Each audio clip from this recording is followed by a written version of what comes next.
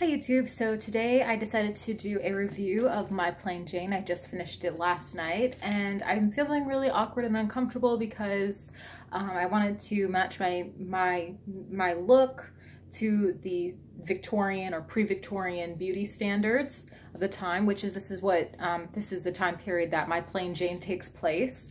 So I'm feeling a little uncomfortable right now, you know, not having any eyeshadow or any contouring or anything like that. But I wanted it to be as accurate as possible in the Victorian era and the pre-Victorian era. This is like kind of like right in the middle there. It was considered scandalous to wear makeup. It was classified as witchcraft because it was used to seduce men, or that was the theory anyway. And typically only prostitutes wore makeup, or at least makeup that you can see. If you wanted some color, then you would just keep pinching your cheeks throughout the day. I cheated and put on some blush, but again, that's something that only a prostitute would do during those times. Not saying there's anything wrong with prostitutes, you know, if I have any prostitute followers, welcome. Just saying during that time, prostitutes were considered low of the low of the low. You wouldn't want to make it look like you've been doing your makeup like a prostitute. Okay. So, that being said, let's just move on from that now. I got this book in my July Owlcrate, and yeah, was that 3 months ago now? I have a baby, he doesn't really like to let me read, so it took me a long time to get through this, but I do think I would have gotten through it faster if I enjoyed it a little bit more. This book was just okay to me. I was disappointed because it sounded so good whenever I read what it was supposed to be. They said it, okay, I heard it described as like a steampunk Ghostbusters. And so I was like, heck yes, I love steampunk. I'm cool with Ghostbusters, so that sounds like the perfect kind of book for me. But the first half of this book was so slow. It was boring. I mean, you know, and I mean, it sounds crazy. Like, how could a book about ghosts and ghost hunting be boring? Well, let me tell you, somehow it was. But the second half of the book was hard to put down, and I got through it very fast. So it took me almost 3 months to get through the first half of this book. This second half of the book, it only took me about 3 days. So that just goes to show you there's a huge contrast between beginning and end. And, you know, I feel really bad saying this because I know it doesn't sound nice at all. And I know that there are real human beings, artists, you know, writers that have put a lot of time and effort into this, and I don't want to hurt their feelings, but there are 3 women who wrote this, and their names are Cynthia Hand, Brody Ashton, and Jody Meadows. And they sound like lovely ladies. You know, I've seen like the podcast with them, and you know, you can tell by their writing that they are forward-thinking women, and they're very sophisticated, and you know, and I think they seem like wonderful women. But for some reason, the first half of this book was just so boring, and I just didn't think it was well written at all. Not to mention the fact that it didn't make me laugh. I think I laughed 1 or 2 times throughout this entire book. It was saying like in the beginning, somebody put, like one of the reviewers put that it's like Monty Python. The Tudors meets Monty Python. Prepare to laugh and gasp and clutch your pearls.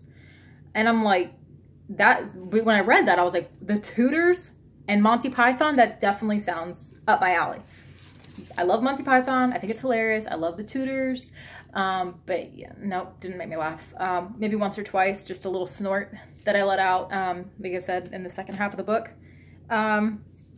I won't be reading it again. I will either save it for my daughter or something when she's older, or I will sell it. I'm not sure. I do love the way that this book is put together. I love the limited edition cover, or not limited edition, Owlcrate exclusive cover, because the original cover is blue with yellow writing, but this one is beautiful purple with a beautiful green. These are my 2 favorite colors in the world, so I love that. Beautiful woman on the front, and it's actually autographed too by all 3 authors. So I'll show you that.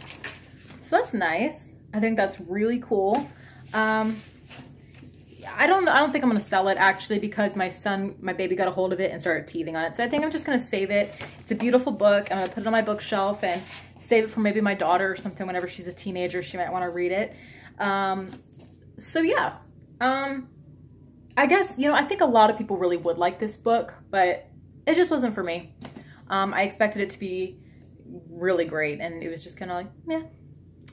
But yeah, so that's my review on this book, and I'm going to set it aside. I will tell you that the one character that I really liked, the other characters I was just kind of like, meh, but the one character that I really liked was Alexander Blackwood.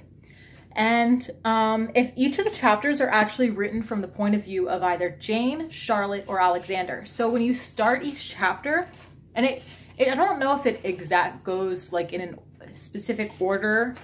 I don't know if they keep to a specific order. I don't know. I didn't pay attention to that, but it seems to be pretty even. Like the first one I think is from Charlotte's point of view. I'm trying to find like a chapter page so that I can show you what it looks like. But okay, so right here it says 3, and underneath it says Alexander, so you know it's from Alexander's point of view.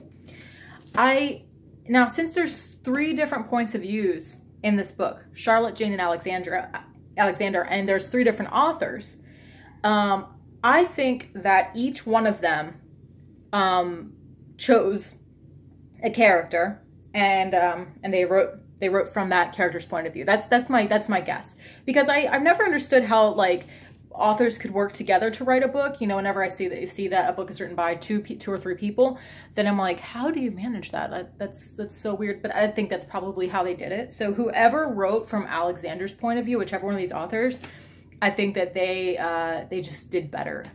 And I think that Jane's point of view was the one that I cared about the least.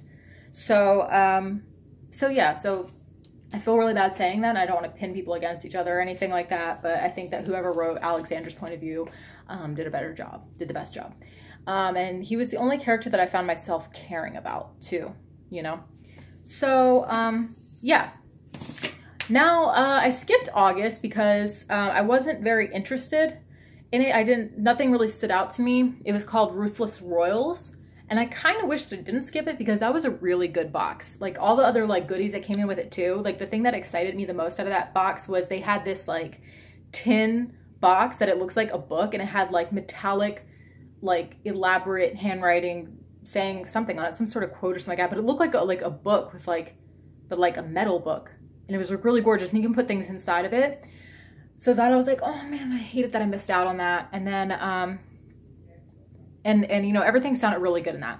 And then yeah, that was July, and then I skipped August, and then September I did a review on it. Like if you look on my channel, you'll see that I did like an unboxing of the September box, and the book that I got in there was called Mirage, and it's I'm gonna be starting it today. It's supposed to be a Moroccan fantasy, kind of like it's supposed to be like a parallel universe from Morocco, I think is how I heard it.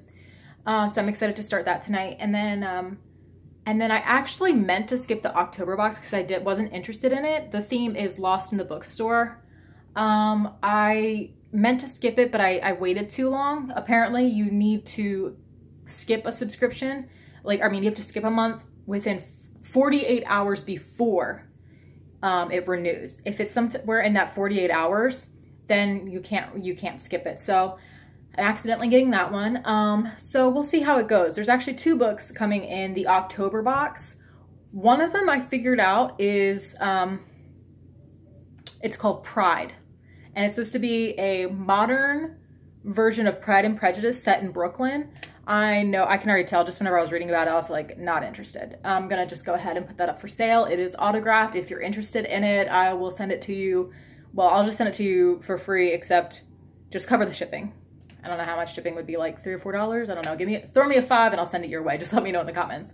If you're interested in the book Pride. Hardcover, signed, has a letter from the authors. Yeah, and it's supposed to be limited edition, like a really pretty cover and stuff like that. The other book, because like I said, there's 2 books. The second book is supposed to be a Japanese fairy tale, and I was like, yes, sign me up for that. I think that's going to be really good. And I believe that I'm going to get through Mirage pretty fast, because it definitely sounds like it's my sort of book. So I think that I will be able to catch up and read the Japanese book by November. And so I will definitely be doing reviews of those if you want to look out for those.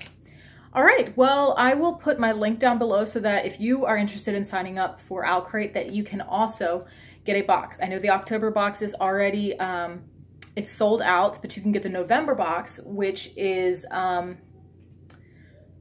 theme they said, I think they said it's called something rising. There's a picture of a phoenix. Was it Phoenix Rising? It's supposed to be about like the box is all about overcoming like crazy odds, you know, in survival no matter what. So if that sounds interesting to you, and you want to sign up for Owlcrate, please use my link down below. I'd really appreciate that. Okay, well, if you like this video, please like and subscribe, and I'll see you in the next one. Bye.